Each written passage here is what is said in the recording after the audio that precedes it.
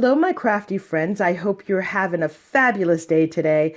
My name is Robyn Pitts with Sir Chauncey Rocco Creative Designs. This month, I am hosting a swap in the Facebook group Loaded Envelope Galore and More.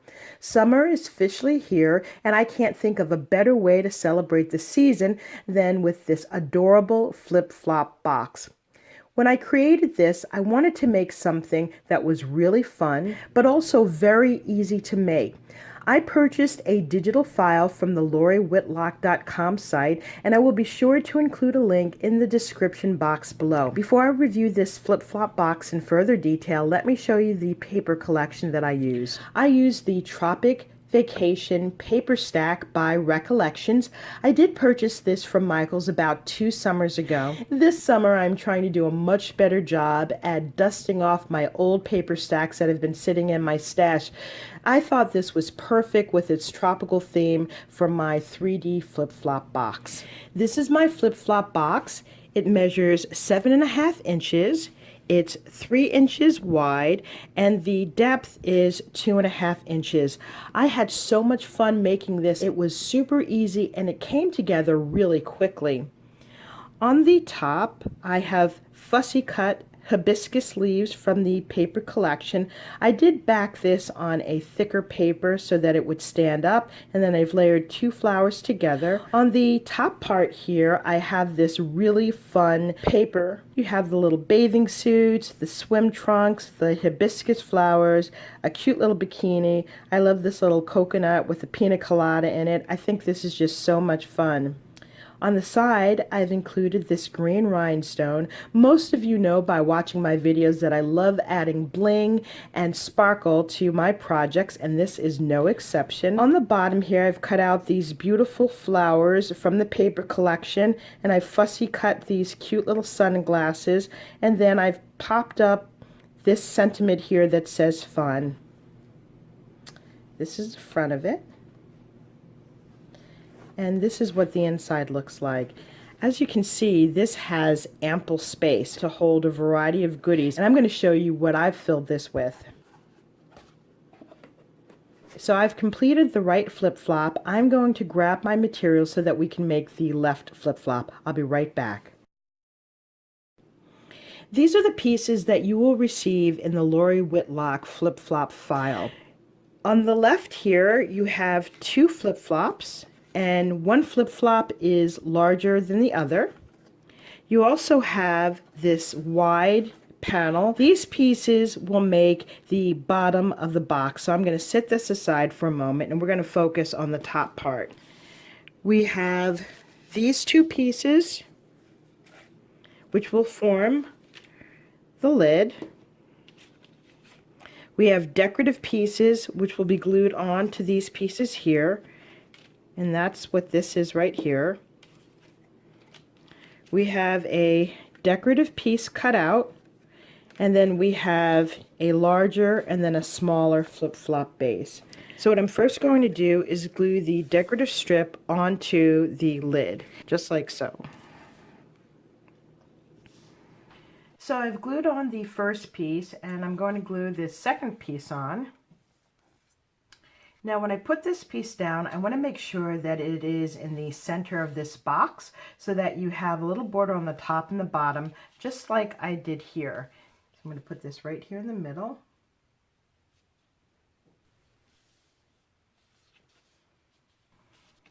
I'm going to make sure you have a nice strong adhesion here because this piece is going to be curved to create the top. Now on both of these pieces, you'll see that you have a little tab. What you want to do is glue these 2 pieces together right at the tab. So they're going to go just like so. And if you look really closely, you can see the score lines.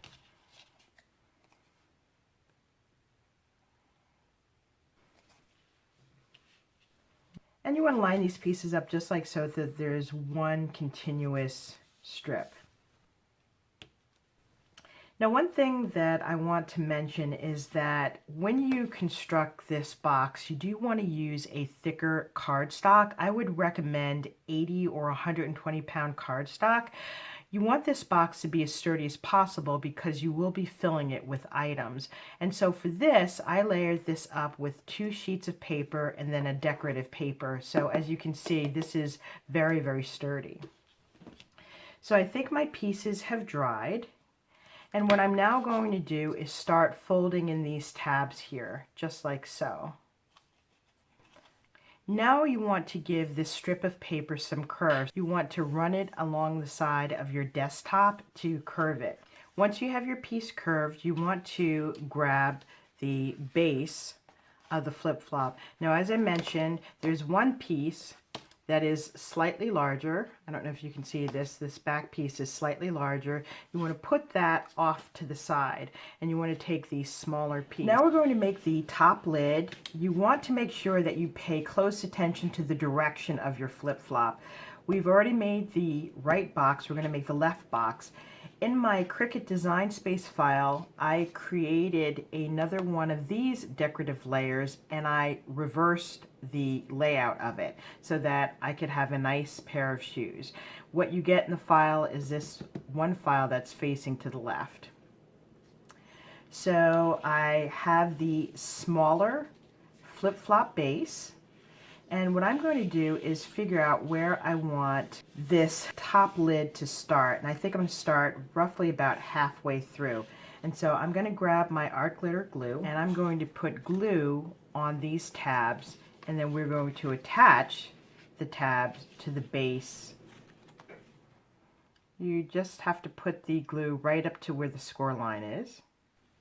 I'm going to do several of these tabs at once. You definitely want to make sure you get it near the score line because you want to make sure that the edges of the box have a nice strong adhesion and that they don't lift up. Okay, so all these tabs are folded in. I'm going to place this right in the middle part of the flip-flop. And just press down and work this all around the edges.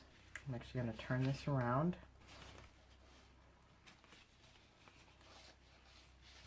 And just slowly curve it around so that there's a nice tight fit. And then press your finger along the edges. If you have the bone folder, just go in and press like so. Okay, I'm going to add in more glue. Okay, and I'm going to push and turn. And you want to make sure that you curve the pieces. See how the flip-flop curves inside? I'm going to push, make sure that there are no gaps. Make sure that you have a nice curve. That's why it's so important to curve this strip before you glue it on. Okay, I'm going to glue on some more pieces. And as you can see, this is very easy. All you're doing is just bending the strip and curving it along the base. I'm going to curve it around the top and get out any excess glue. I'm going to glue the remainder of these tabs on. Okay, just push and curve, and then you're going to have an overlap. You'll notice that there are several tabs that are overlapped here, and so I just want to cut down some of the bulk. So I'm just going to cut down right in between here on this second tab, 1, 2 tab in.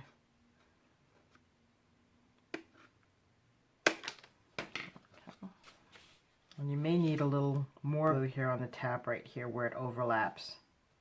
Okay, and so all of our tabs are down. Now what you want to do is turn this over. If you have any of the flaps that are lifting, what you want to do is put glue on it and then burnish that down. Then you want to grab your base and you're going to glue this on to the top to cover up these edges. Okay, I'm going to fit this right down here on the bottom.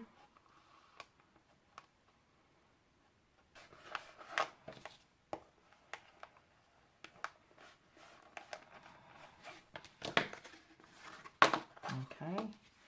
Now we have our decorative piece, which is going to go on just like so. But before we do that, we have these two strips. And if you look really closely, you can see that there are perforated lines here. Okay, these two pieces are going to go inside to create the little straps of your flip-flop. Okay. You probably should curve these a little bit so that it bends more easily. So I'm going to put this in here, glue this first one down just like so. Okay. And then I'm going to curve this around right where the score mark is. It's where you want to glue it. Okay, and then I'm going to take this other piece, feed it through, just like so.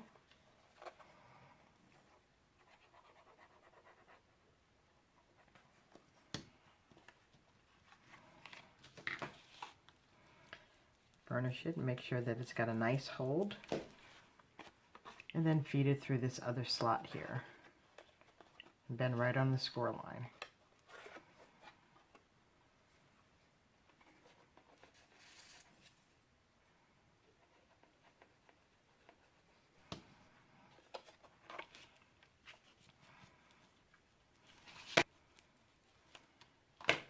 And now you are ready to glue on the top. You want to make sure that you get glue close to the edges, but again, you don't want to have any lifting of this decorative piece. Okay, and you want to line this up just like so. You want to make sure that this is right in the center. And I'm just burnishing this down to make sure there's a good adhesion, especially where I glued the straps down. Okay, and we've got the lid of our flip-flop. So let's grab the items for the base. And just like we did for this top lid here, we're going to glue these two pieces together right where the tabs are.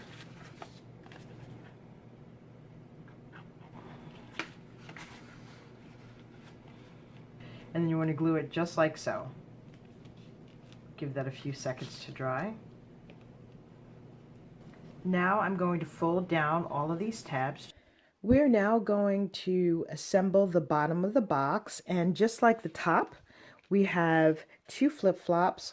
One size is smaller than the other. We're going to take the larger size and put that to the side. Earlier in the video, I did tell you that you had to pay close attention to the direction of the shoe box. The reason that is because when you are making the top, for instance, you'll notice that we attached the edges of the top of the box and the flip-flop was facing this way. That's because when you turn this lid over, the flip-flop is actually going to be facing to the right, which is exactly the direction that we want. However, when we are creating the base of the box, the flip-flop has to be facing to the right, and we're going to attach our pieces on the left side, just like so. The reason for this is the bottom and this will be the top. We don't have to flip this over. The lid will be resting on top of this piece right here. So let me grab some glue and we will start attaching the edge to the base of this flip-flop. Just like the previous box top, we are going to glue this down in sections, and you do want to make sure that you get the glue right up to the score line. We are going to start in the middle of the flip-flop right here, and then we're going to just attach it and press. Going around slowly just like we did previously. Now's a good time to get your bone folder. Okay,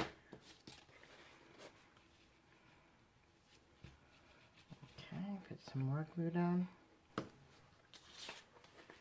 I'm going to press and hold and turn.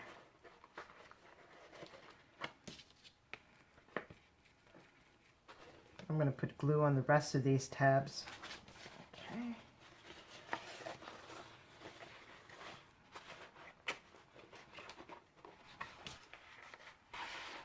I'm going to wrap the rest of this around. I have completed the base of our flip-flop box. I included the cover on the bottom. We are ready to start decorating. So I've gone ahead and fussy cut some elements from the paper collection. This says love. I've got some floral elements here that I backed on a thicker cardstock. We've got our hibiscus, and I have some of these adorable little sunglasses, and I also have my green rhinestone. So I'm going to put some music on and fast forward while I decorate, and then I'll be right back.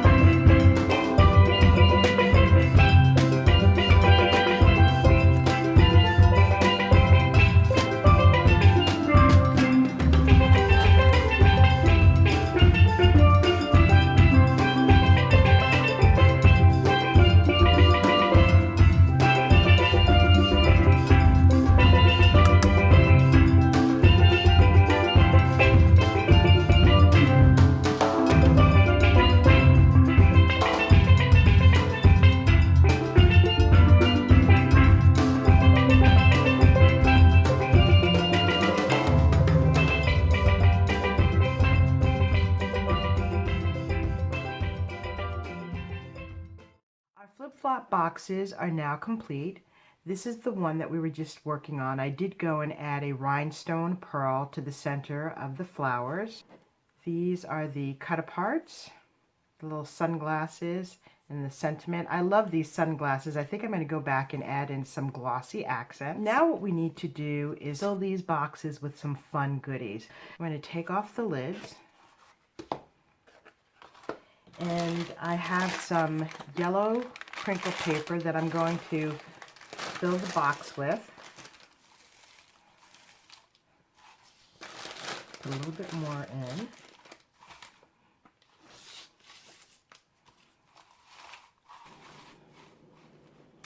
I'm going to add in some embellishments that I've made. These are some pretty flowers. I'm just going to stick them in like so. And you can put whatever you want. I just had these flowers that I had already pre-made.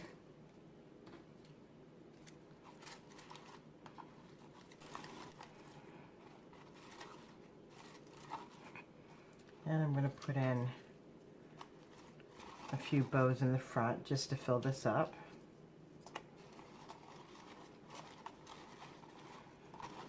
Just like so. I'm going to put this top back on. And then in the other flip-flop, I'm going to put more crinkly paper.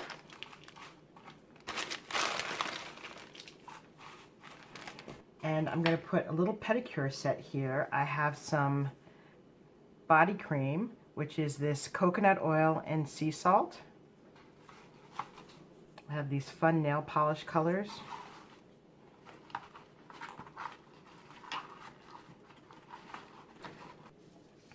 I have these little toad dividers and a pumice stone.